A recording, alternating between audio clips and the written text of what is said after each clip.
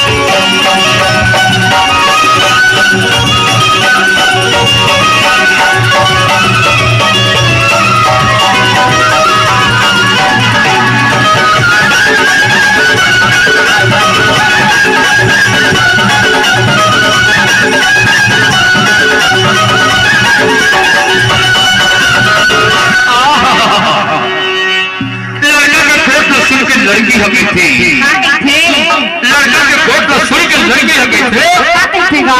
अरे एक बार तो हिरना छापर में ले जाते थे लड़का के कोट में सुन के लड़की हकी थी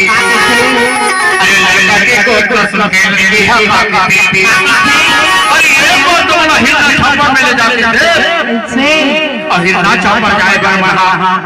हिरना छापर जाए बहुत दिन नहीं सरसाओ हिरना छापर जाए बहुत दूर नहीं सरसाओ आज मिले मौका एक बार तुम हिरना छापर ले जाके देख लेकिन दूरी अभी थे लड़का ला कि हिरना छापर तो संग में हाँ जाए बन जाओ